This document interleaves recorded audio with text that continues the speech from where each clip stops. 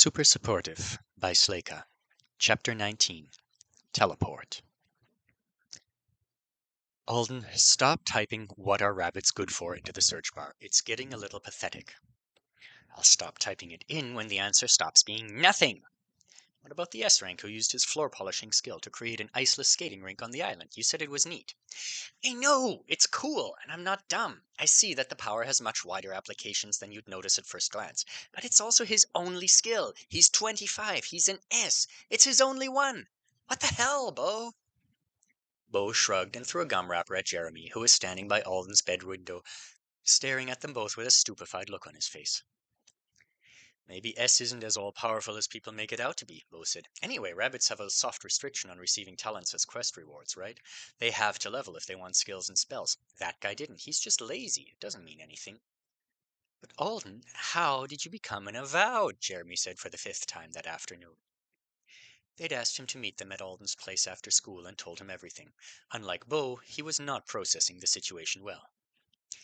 You broke him, Alden. He's lost his entire vocabulary except for that one question. Jeremy, Alden said, clicking on the 12th page of search results. Sit down, man. Bo will explain it to you. Why me? Alden gestured at his computer. I'm busy. Once you go past the 3rd page of results, you're not busy, said Bo. You're panicking. No, I'm not. He was. He'd already decided to go through with it. He trusted Gorgon. He knew he was going to do it. But at the same time, there was a voice in his head screaming, I don't want to be a rabbit. They're lame and stupid and boring. They're not heroes, they're napkin folders. And though he'd been trying for hours, Alden couldn't find a single piece of information that would make his inner 2nd grader even a little bit happier. We'll be rich. Isn't that nice? He muttered. Great, now you've broken yourself. Are you using the royal we? I'm giving my inner brat a pep talk. It's a private conversation. But it didn't work. Even the wealth rabbits were famous for wasn't a guarantee. They were summoned for the tri-planets a couple of times a month if they had normal luck. When they were there, they usually performed a small magical task their skill was uniquely suited for. They finished up in a few hours and bounced back to Earth with a decent amount of Argold in their account. Translated into dollars, the average annual rabbit salary was about $500,000, for almost zero work. But that was the average. The Artonans weren't obligated to summon anyone. Plenty of rabbits were flat broke. Maybe Alden would be one of them. People had barely scratched the surface of the skill lists for rabbit, and of course the basic descriptions that were provided pre-affixation were as vague as they were for most classes.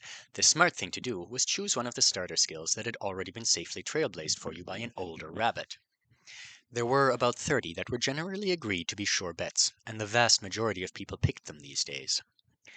After all, if you wanted to live dangerously, you'd trade into a different class. Everyone's going to think I'm a bum, Alden groaned as he clicked through the social media account of a 17-year-old A-ranker rabbit who was famous for declaring herself retired before she'd graduated high school. And what's with this skill? Nobody's ever picked it before. Did you guys see the description? Whatever generous B-rank had taken the time to type up the entire rabbit skill list deserved a standing ovation. It must have taken hours. And there, right in the middle of it, was Gorgon's recommendation. Let me take your luggage, rank B. The rabbit carries an item that has been entrusted to them. The system is such a jerk. What does this even do? Does it make you stronger? Does it boost stamina? Does it give you an extra set of arms so you can hold more bags? Alden slapped the laptop shut in frustration. The last one would be hilarious, Bo said with a snicker. He was sitting on the floor by the bed, flipping through a stack of old magazines he'd taken from the enormous pile Aunt Connie kept in the living room. Beside him, Jeremy had finally recovered enough to give a shaky laugh. How would he buy shirts? He'll have them custom tailored with all his Argold. Maybe he could buy them from the wardrobe? Alden smiled and groaned. Don't remind me about wardrobe. It is such a bizarro perk. Hey, it's pretty sweet to have easy access to armor, said Bo. Nobody else gets that except for a few of the hardcore battle subclasses. Even they don't get it before leveling. Armor? I think you mean alien cosplay. And have you seen what they cost? That's why you're asking for money up front in addition to the class, and the clothes and the wardrobe do increase stats. That makes them armor. Jeremy blinked owlishly up at Alden. Are you really going to pick rabbit? You don't seem like a rabbit to me. Thanks, Jeremy. And yeah, Bo accused me of being a coward earlier today. I said you were clinging to a jester out of fear, not that you were fundamentally a coward. So I'm going to prove him wrong by bravely choosing Rabbit, Alden said, ignoring Bo and holding a hand to his chest in what he hoped was a mock heroic pose. A class well known for its valor. Well, you have to get it first, Mr. Bravery. Stop agonizing and compose your letter to the Velras. Make it good. Quick question, Jeremy said. Did you two try emailing them? The letter's going to be awesome, but if Alden wants an answer fast... It was silly, but Alden was comforted by the fact that they were both acting like sending the letter was a group project.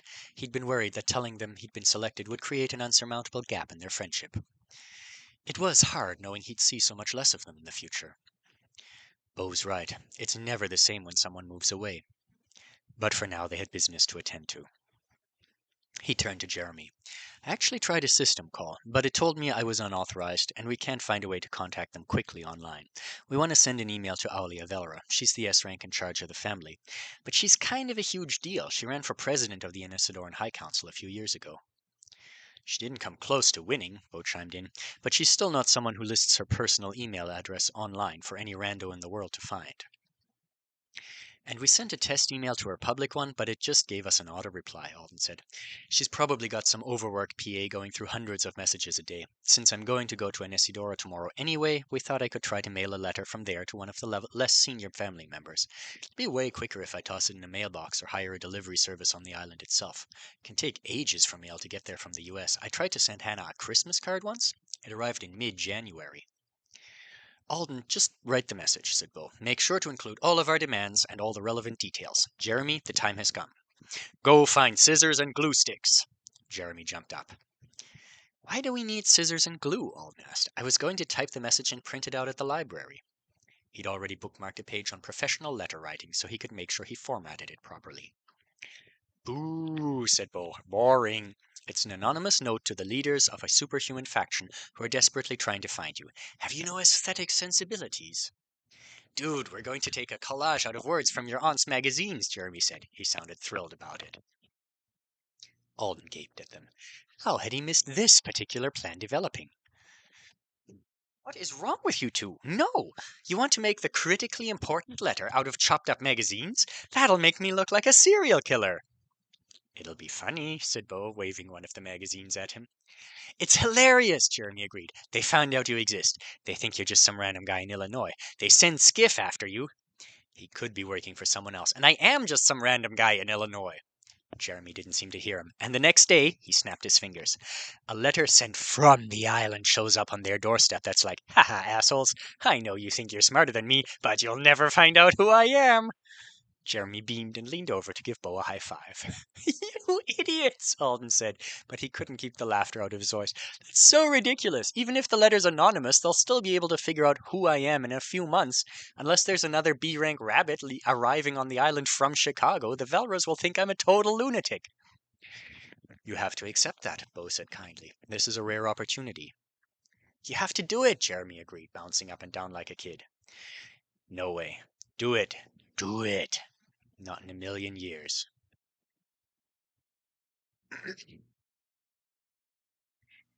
It's beautiful, Jeremy breathed.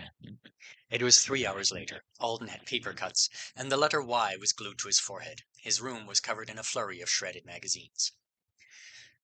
But lying on his desk was the professional, polite, and thorough letter he'd written, which took up 5 pages of paper when it was turned into a creepy, kidnapper-esque collage. I should have taken out the part where I requested a magical non-disclosure agreement. It had taken forever to paste in a detailed explanation of why he was asking the Velras to not tell anyone that he had contacted them of his own free will, and it seemed rude, like he was saying, I want you to help me and give me your money, but I also want you to make sure people think you took advantage of me. Please. In the midst of pondering how that would have come across to the powerful family, Alden caught Bo making a surreptitious hand movement. Jeremy, stop him, Alden said tiredly. He's trying to add a postscript again. Jeremy grabbed the back of Bo's shirt and yanked. Trying to help you, you ingrate, Bo squawked, clutching the magazine headline to his chest. Jeremy pried it out of his fingers. He inspected it. This one says, Make me a millionaire, sugar.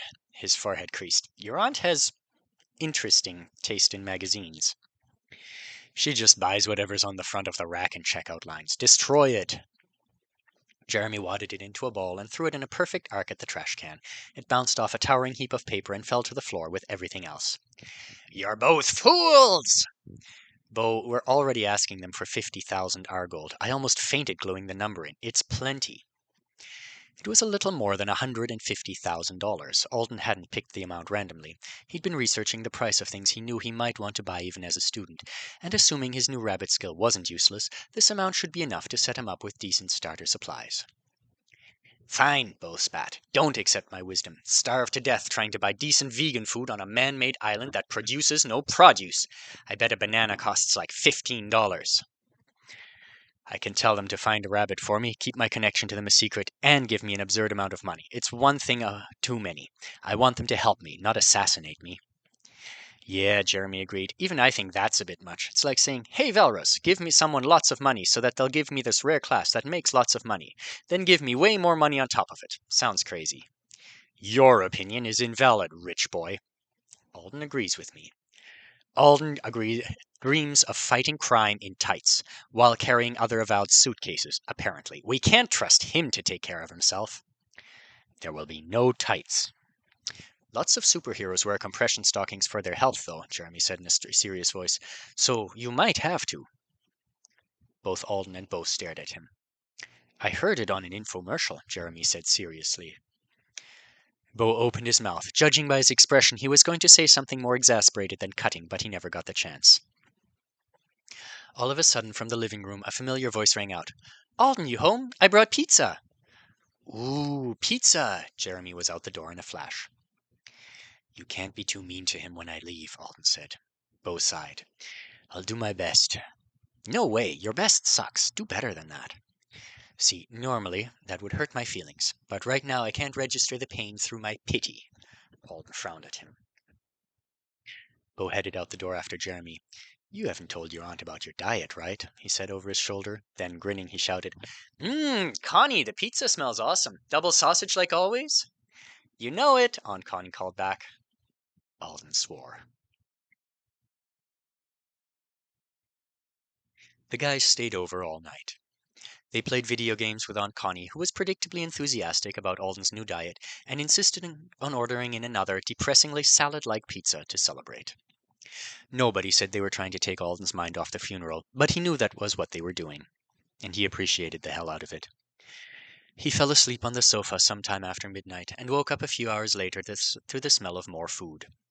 Not leftover pizza, but actual real food, the likes of which their house had virtually never seen. He wandered into the kitchen to find his aunt and Jeremy sitting at the table with scolded expressions on their face, while Bo looked at the stove, giving the sizzling pan in front of him a death glare. "Are you cooking?" Alden asked, twisting his head from side to side to work out a crick in his neck. "Maybe," Bo said, squinting at the pan. "I'm not sure. Your stove is sketchy, and I've never done tofu before. And Connie put the mashed avocado in here while I wasn't looking, so it's going to be a new experience. But possibly I am making breakfast hash. It smells great." "No, that's the coconut bacon. It is great, but Jeremy ate half of it already." "I'm in trouble," Jeremy mouthed. Alden's aunt nodded in agreement. Alden smiled. "You guys are the best." "Your teleport's at 10? "Yeah, it'll be even earlier on in Isidora. I should get there a few hours before the service, and then Miss Giles got me porting back late this evening. I think she wanted to give me a chance to hang out and be a tourist for a while if I wanted it. It wasn't like anyone had known he'd be moving to the island on a permanent basis in the near future. It was supposed to be his last opportunity to visit anywhere he might have spent time with Hannah. "I took your dress shirt to the dry cleaner yesterday," Aunt Connie said. No, she hadn't. At least not the dress shirt that fit him, but it was still a nice gesture. "Thanks," Alden said. "I appreciate that." They ate together. The hash was good. It probably would have been great sans hot avocado goo. Alden found his thoughts kept scattering while the others talked about around him. They flitted from Hannah to the day ahead, to the letter in his room, to class selection, to Gorgon, to everything. It had been a wild couple of days. When he focused back on the conversation at the table, he realized Jeremy was complaining about the fact that Bo was still dragging him to their consulate classes for the day, even though Alden wouldn't be there. "Hey, will you two take notes for me?" he asked, "if you don't mind." Normally they didn't bother. Bo didn't need to. Jeremy didn't want to. "I kind of feel like I shouldn't miss anything." Jeremy said, trying to keep it subtle in front of his aunt. Ditching regular classes was one thing, but consulate classes suddenly seemed way more relevant to his life than they had last weekend. I'll do word chains, Jeremy offered. If you're a glutton for punishment, I can record the lecture in Our Tone in Life, said Bo. You can listen to Instructor Paweek talk about irrigation as many times as you like. Thanks, guys. Anyone up for attending my logogram class? Can't, said Bo. We have plans. Both of you, together? We made them just now, telepathically, when you asked for such a horrible, horrible favor. Alden spent the rest of the morning going over his schedule for the day, getting dressed and trying not to fidget with his tie. I wanted to bring up one more thing, said Bo, watching him over the top of a partially destroyed gardening magazine. Jeremy was in the living room vacuuming because he dropped a piece of pizza on the night before. It wasn't a big deal, since the living room carpet was patterned with mysterious stains, but apparently the sanctity of clean flooring had been embedded into his brain by his mother, who was a neat freak. What is it? Alden asked. Nothing too stressful, please. I'm pretty sure my adrenal system is nearing some kind of critical point. Try not to be stressed then. I just wanted to remind you that you can't tell anyone on Nesidora you're one of them, yet. It's not like I was planning to announce it at the service. I know, but in case it came up and you wanted to share with this Cly person or Arjun Thomas or something, I'm not sure what happens if you tell them. Most of Hannah's friends are Islander kids, right? They might feel like you should register while you're there. With an Nesidora, I mean, not the US. I'm not going to tell, but if something slips, it wouldn't be the end of the world, would it? I do plan to register, eventually. Bo scratched a zit on his chin. Think it would be fine? I'm sure they'd let you come back home, but I'm not sure they'd let you come home alone. Alden had only been giving the conversation about a tenth of his attention, but when Bo said that, he suddenly found himself completely focused. What does that mean? So, with S's and A's, they kind of get an honor guard once they've affixed and registered. Alden blinked. I think I've heard that mentioned in passing? It's for really high-value classes. No, it's for all of them, Bo said with a shake of his head. They get their own dedicated superhuman to follow them around for 90 days, help them prep for their transition to the island. It's all friendly enough, but if they refuse, they just get a dedicated spy instead. Alden straightened his tie for the 1000th time while he processed that. Oh, he said finally. No cold feet allowed, huh? You get it. I'm not sure it applies to B ranks. They don't have limitless resources, but I bet the city could afford to send a few cops to lurk around outside your house at all hours. And that would be a tense way to spend the next few months. All right, my lips are even more sealed than they were before.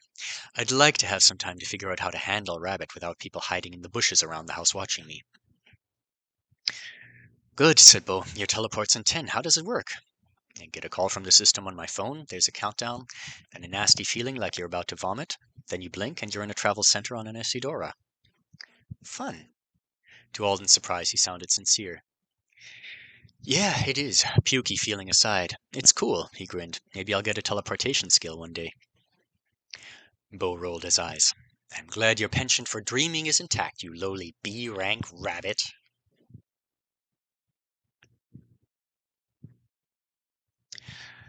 Alden's phone never rang with a call from the system. Instead, the interface blossomed to life in front of his eyes a minute before he was due to leave. A local teleportation instance has been requested. Destination, Anesidora, Arrival Station F. Time to teleport, 65 seconds. Do you wish to accept teleportation? Yes, no. It was a relief. He, Jeremy, and Bo had just been sitting around awkwardly waiting for it to happen. It's a system notice, not my phone. Makes sense. I wish I could see it, Jeremy groaned. Is it as awesome as I imagine it would be? Alden watched the timer tick down. I don't know. It's amazing, but it's also getting normal faster than I would have thought. I guess because it's similar enough to the tech we're already used to. Don't forget our letter. It is literally in my hand right now, Bo. Alden held up the large yellow envelope for emphasis. I meant don't get distracted by Superhero Island and forget to send it. I won't. You two are going to go to class today, aren't you? You're already running late. I'll haul Jeremy there somehow. Tell Gorgon what's up. He probably saw a skiff, but in case he's worried. We'll do it. Just do your thing already. Yeah, said Jeremy, waving his hands in front of Alden like a magician. Vanish! Be gone! Alden agreed to the teleport. A few seconds later, right before Jeremy accidentally poked him in the eye, he felt nauseated. It passed as suddenly as it had come. And just like that, he was on an Isidora, standing inside a phone booth-sized teleportation bay. The arched ceiling over his head was covered in spiraling symbols.